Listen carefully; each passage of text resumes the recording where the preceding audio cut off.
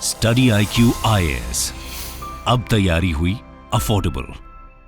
दोस्तों, रिसेंटली आपने देखा कि कैसे इजराइल फलस्तीन के बीच विवाद ने एक बार फिर आग पकड़ी। एक तरफ जहां लोग इजराइल को सपोर्ट करते हुए हमास द्वारा किए गए टेररिस्ट हमले की जमकर निंदा कर रहे हैं, वहीं दूसरी तरफ एक सेक्शन ऐसा भी है जो फलस्तीन का सपोर्ट करते हुए ये कह रहा है कि ज्यूइश लोगों ने फलस्तीनियंस का परसिक्यूशन किया है।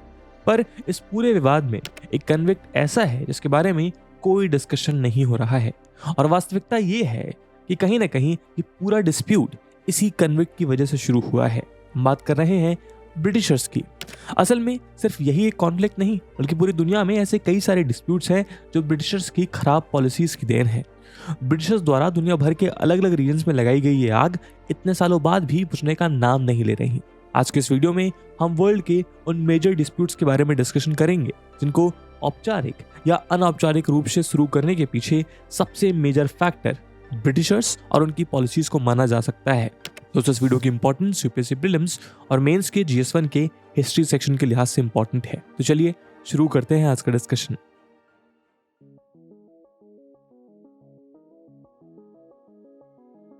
दोस्तों, इजराइल फलस्तीन इशू और इसमें ब्रिटिशर्स के रोल को समझने के लिए हमें वक्त में थोड़ा पीछे चलना होगा।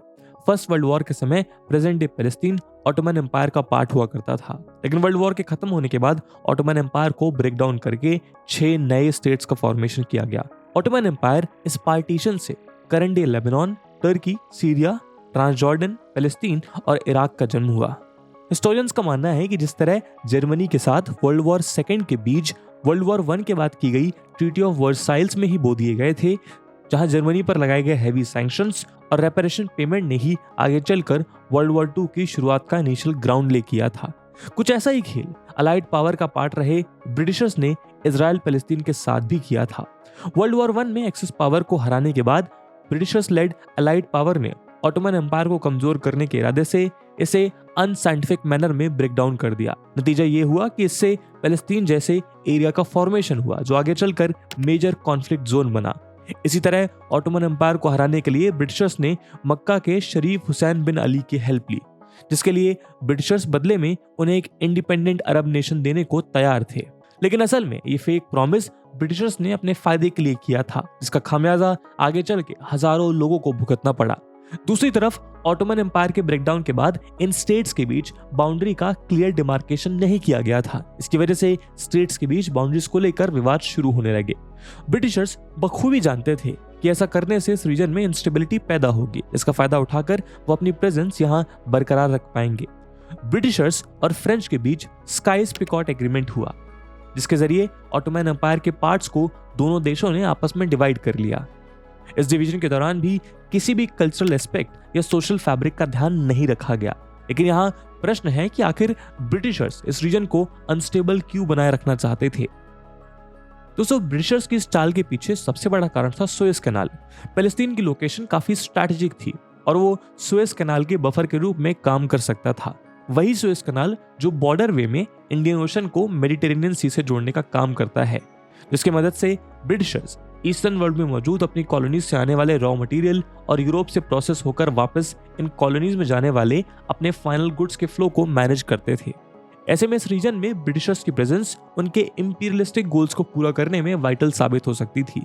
इसीलिए ब्रिटिशर्स इस रीजन पर अपना डायरेक्ट या इनडायरेक्ट कंट्रोल रखना चाहते थे। दूसरी तरफ यहाँ से प्रोसिक्यूटेड हुई ज्यूइश कम्युनिटी ऑलरेडी यूरोप में अलग अलग जगह जाकर सेटल हो चुकी थी।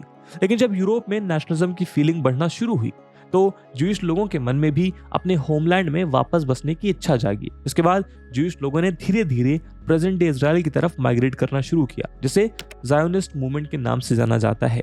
इसी दौरान अपने पॉलिटिकल एम्बिशंस के चलते ब्रिटिशर्स ने एक और चाल चली। ये चाल थी टू नेशन थ्योरी की।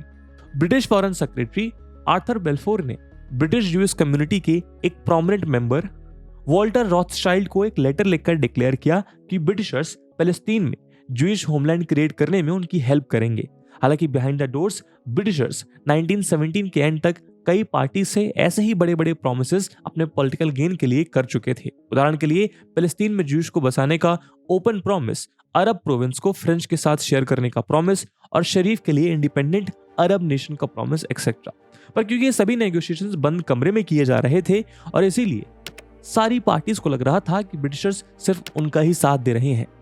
लेकिन बेल्फोर डिक्लेरेशन के चलते ब्रिटिशर्स को अपने इन प्रोमिसेस में से एक को फुलफिल करना पड़ा। वो प्रॉमिस था पैलेस्टीन में ज्यूइश कम्युनिटी को सेटल करने का।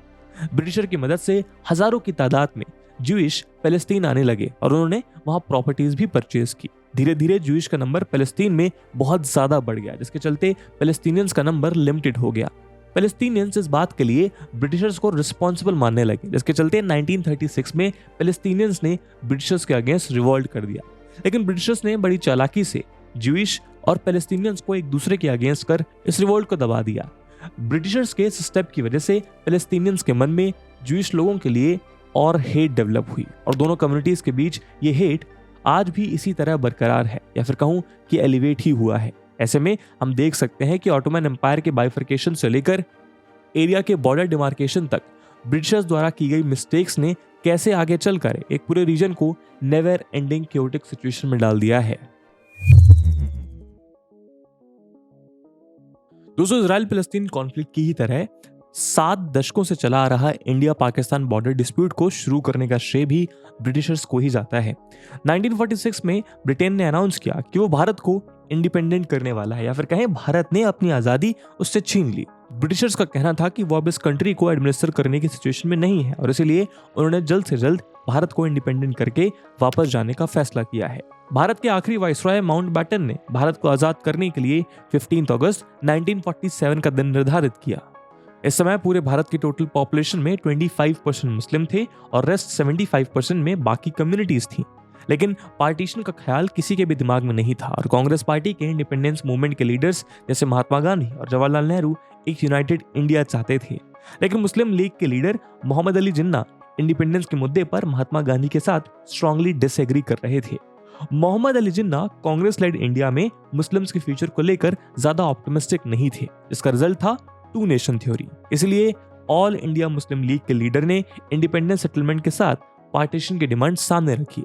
अब ब्रिटिशर्स के सामने 2 रास्ते थे। पहला रास्ता यह था कि एक यूनाइटेड इंडिया बनाया जाए और कांग्रेस और मुस्लिम लीग के बीच फ्यूचर सिनेरियो को ध्यान में रखते हुए एग्रीमेंट्स किया जाए, यानी ये डिसाइड किया जाए कि यूनाइटेड इंडिया काम कैसे करेगा और मुस्लिम लीग को उसके लिए राजी किया जाए। लेकिन इस प्रोसेस में काफी लंबा समय और डिस्कशन लगने वाला था, जो ब्रिटिशर्स के लिए बिल्कुल भी सूटेबल नहीं था। साथ ही ब्रिटिशर्स इंडिया को डिवाइड कर इस पूरे रीजन को अनस्टेबल रखने चाहते थे, ताकि आइदर पार्टीज में से वक्त के मुताबिक किसी एक के साथ अलायंस फॉर्म करके वो साउथ एशिया में अपनी प्रेजेंस को बरकरार रख सके। लिहाजा ब्रिटिशर्स के लिए पार्टीशन एक क्विक और सिंपल सॉल्यूशन था और इसलिए ब्रिटिशर्स ने पार्टीशन को मंजूरी दे दी। British civil servant Cyril Radcliffe ने 1947 में इंडिया और पाकिस्तान के बीच बॉर्डर ड्रॉ कर दी, जिसने इंडियन सब कॉन्टिनेंट को बहुत ही रफली डिवाइड किया। यह पार्टीशन बिना कुछ सोचे समझे किया गया था। इस बॉर्डर डिमार्केशन में एथनिक कंसर्न्स, सोसाइटी, लैंग्वेज या डेमोग्राफी जैसे किसी भी फैक्टर को कंसिडरेशन में नहीं लिया गया। इसका रिजल्ट ये हुआ कि पार्टीशन के बाद भी लोग अपनी फेवरेबल कंट्रीज का पार्ट नहीं बन पाए और उन्हें माइग्रेट करना पड़ा। एक एक्सपेक्टेड फिगर के अकॉर्डिंग इस पार्टीशन की वजह से लगभग 15 मिलियन लोग डिस्प्लेस हुए और 1 मिलियन से ज्यादा लोगों की डेथ राइट्स के चलते हो गई। ब्रिटिशर्स द्वारा जल्दबाजी में लिए गए इस फैसले का खामियाजा इंडिया और पाकिस्तान में रहने वाले करोड़ों लोगों को भुगतना पड़ा और इस डिवीजन ने दोनों देशों को ऐसे जख्म दे दिए कि उन्हें ठीक करने का मलहम किसी के पास नहीं था। ये ब्रिटिशर्स की जल्दबाजी का ही नतीजा था, जिसने दोनों देशों के बीच बॉर्डर डिस्प्यूट को शुरू करने का काम किया था।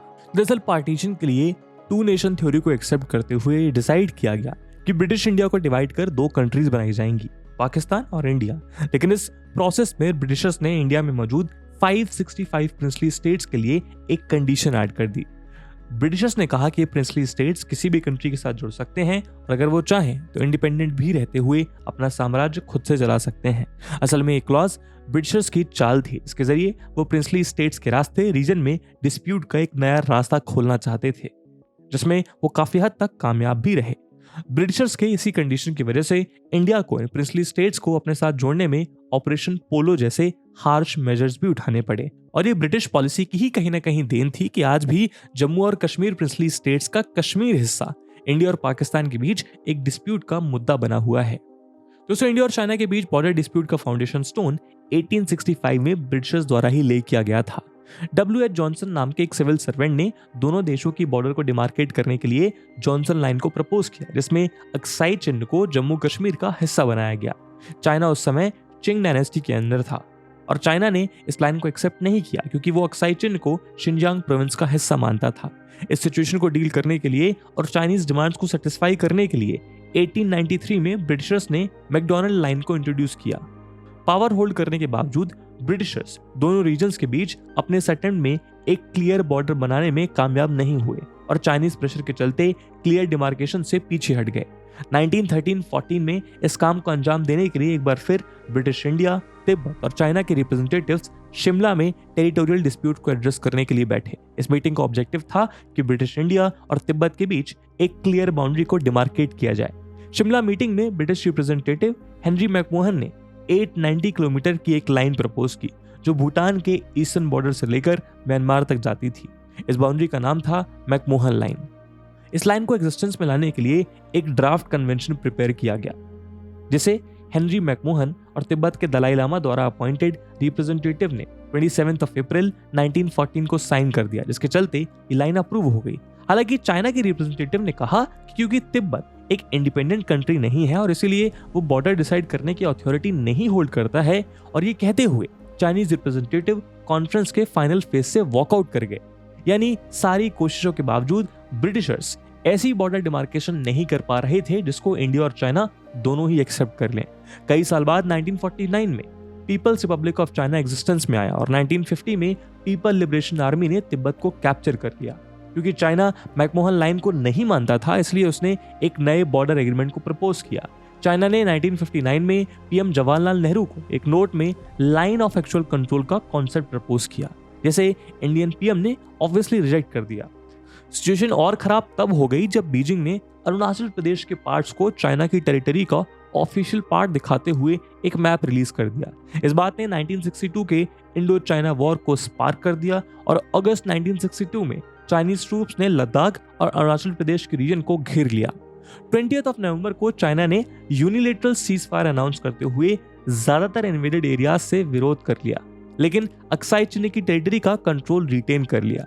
और इसी तरह 1962 वॉर के बाद line of actual control India और चाइना के बीच इनफॉर्मल सीज फायर लाइन बन गई। लेकिन हिस्टोरियंस इस डिस्प्यूट को ब्रिटिश एम्पायर का फेलियर मानते हैं, क्योंकि ब्रिटिश एम्पायर दोनों कंट्रीज के बीच एक लीगल बॉर्डर को बनाने में सालों साल नाकामयाब रहा। उदाहरण के लिए ब्रिटिश रूल के दौरान 1865 में जॉनसन लाइन और 1893 में मैकडॉनल्ड लाइन को प्रपोज तो किया गया, लेकिन दोनों ही मौकों पर वो लाइंस को 100% इफेक्टिव मैनर में धरातल पर लाने में नाकामयाब रहे, क्योंकि जॉनसन लाइन अक्साई चिन्ह को इंडिया का पार्ट दिखाती है और मैकडॉनल्ड लाइन अक्साई चिन्ह को चाइना का पार्ट दिखाती है। इसलिए इंडिया जॉनसन लाइन को करेक्ट बॉर्डर लाइन मानता है, वहीं चाइना मैकडॉनल्ड लाइन को करेक्ट बॉर्डर लाइन कंसिडर करता है। और इन दोनों लाइंस की वजह से वेस्टर्न सेक्टर में और मैकमोहन लाइन की वजह से ईस्टर्न सेक्टर में इंडिया और चाइना के बीच डिस्प्यूट आज भी बना हुआ है। रोहिंग्या क्राइसिस की शुरुआत अराकन से हुई, जो 1784-85 में अवा किंगडम का पार्ट था। अराकन मॉडर्न डे म्यांमार के रखाइन स्टेट का ही दूसरा नाम है और रोहिंग्याज इसी रीजन में मेजॉरिटी पॉपुलेशन में सेटल थे। अर्ली 1940s तक अराकन में मेजॉरिटी पॉपुलेशन रोहिंग्या और बुद्धिस्ट रखाइन्स कॉन्स्टिट्यूट करते थे। लेकिन ये सेकेंड वर्ल्ड वॉर के टाइम पर ब्रिटिशर्स के एक्शंस और पॉलिसीज का ही नतीजा था, जिसने यहाँ के सोशल फैब्रिक को पूरी तरह डिस्टर्ब कर दिया। असल में वर्ल्ड वॉर सेकेंड के समय जापानीज और बर्मीज इंडिपेंडेंस आर्मी ने साथ मिलकर 1942 में अराकन पर अटैक कर ब्रिटिशर्स ट्रूप्स को यहां से डिसलॉज कर दिया। रिट्रीट करते ब्रिटिशर्स ने जापानीज और बर्मीज आर्मी को हराने के लिए डेलिबरेटली सिविलियन पॉपुलेशन को आर्म्स पकड़ा दिए। यहाँ ब्रिटिशर्स ने सिविलियन पॉपुलेशन का इस्तेमाल एडवांसिंग जापानीज ट्रूप्स के अगेंस्ट बफर के रूप में किया था। ये सिविलियंस मेजरली बर्मा की माइनॉरिटी एथनिक ग्रुप्स का पार्ट थे, जैसे कैरेंस, कचिन्स, चिन्स और अराकानीज मुस्लिम।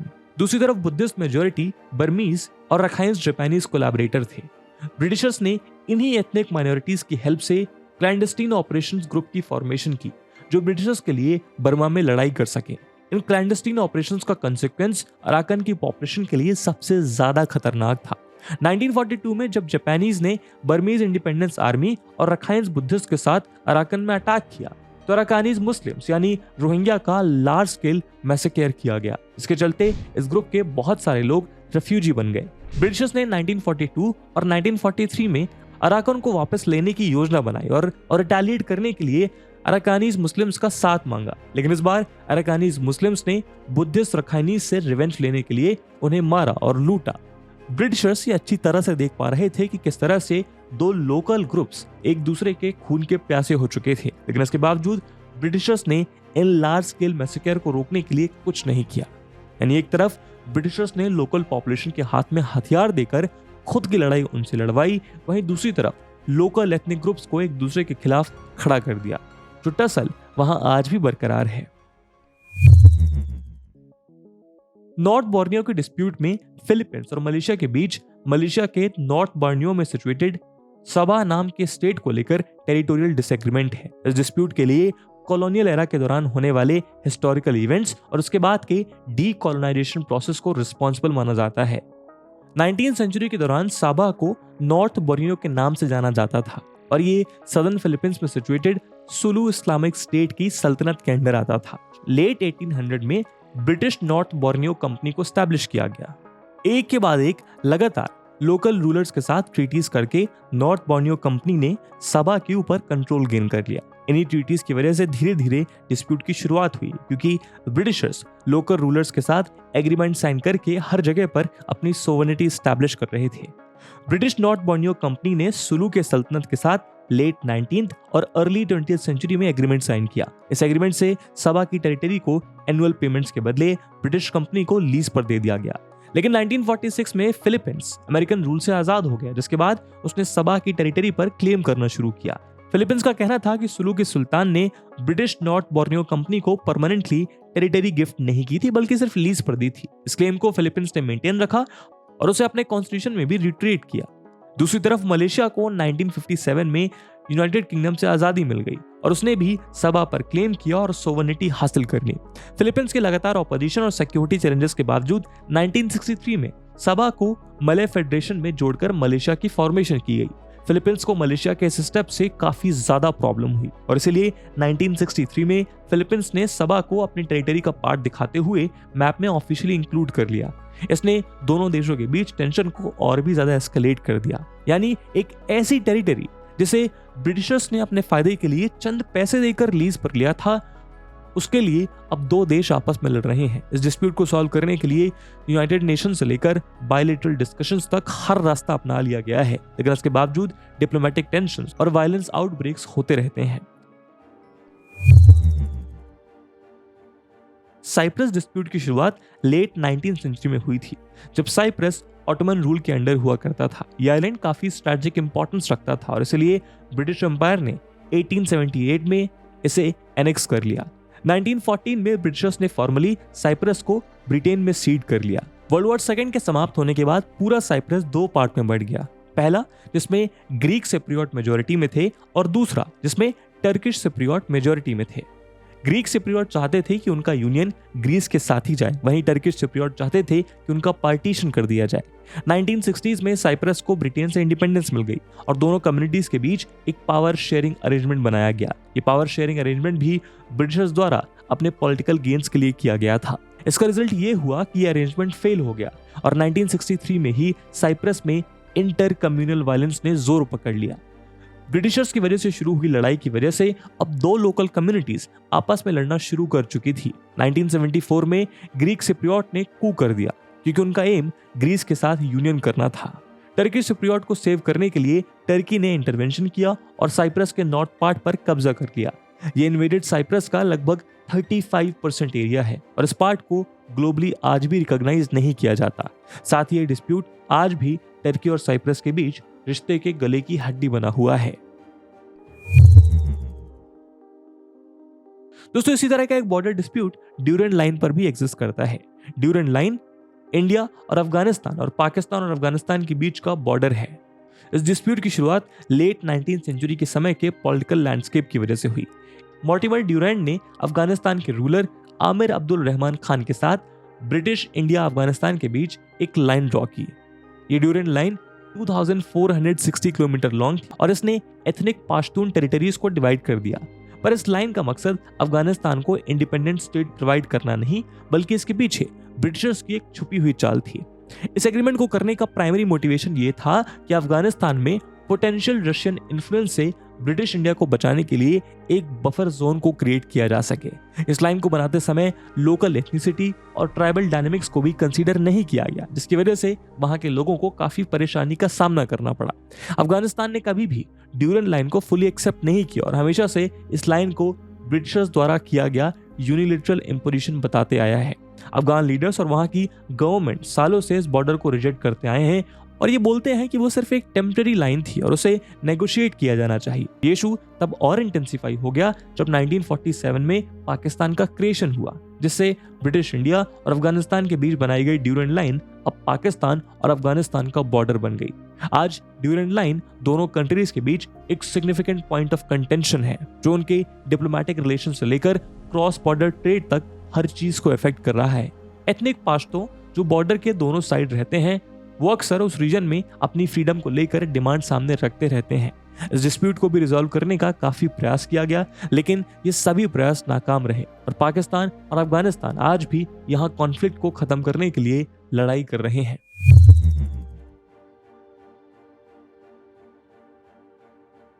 दोस्तों, ब्रिटिश कॉलोनियल पावर्स द्वारा स्टार्ट किए गए बॉर्डर डिस्प्यूट्स ने वर्ल्ड वाइड बहुत सारे रीजन्स पर लॉन्ग लास्टिंग इंपैक्ट डाला है। इन रीजन्स में आज भी टेंशन, कॉन्फ्लिक्ट और पॉलिटिकल इंस्टेबिलिटी देखने को मिलती है। ब्रिटिशर्स ने कल्चरल, एथनिक और हिस्टोरिकल रिटेलिएट्स को ध्यान में रखे बिना देशों के बीच में लकीरें खींचने का काम किया और उनकी यही पॉलिसीज आज इतने सारे डिस्प्यूट्स का मेजर कारण बनी। ये जरूरी है कि इन इश्यूज को डायलॉग, डिप्लोमेसी और अफेक्टेड कम्युनिटी के पर्सपेक्टिव के बारे में डीपर अंडरस्टैंडिंग के जरिए एड्रेस किया जाए, ताकि अफेक्टेड रीजन्स को पीसफुल और प्रॉस्परस बनाया जा सके, जिसके साथ पूरे वर्ल्ड में स्टेबिलिटी आए। इसी उम्मीद के साथ आज के डिस्कशन को हम यहीं समाप्त करते हैं। इस वीडियो में ऐसे बहुत सारे डिस्प्यूट्स होंगे जो अभी भी रह गए होंगे, उनको आप कमेंट सेक्शन में मेंशन कर सकते हैं। We will try to make another video on them. इस वीडियो की इंपॉर्टेंस यूपीएससी मेंस में देखते हुए एक सवाल हम आपके लिए छोड़कर जा रहे हैं, जिसको आपको कमेंट सेक्शन में आंसर करना है। The question is, what were the Britishers policies which led to the division of India and Pakistan? And with this question my friends, that's it for the video. I hope आपको video पसंद आई होगी और अगर पसंद आई है तो अपने दोस्तों के साथ शेयर करना मत भूलिएगा। हम मिलते हैं अगले वीडियो में, तब तक के लिए जय हिंद, जय भारत। स्टडी IQ IAS, अब तैयारी हुई अफोर्डेबल।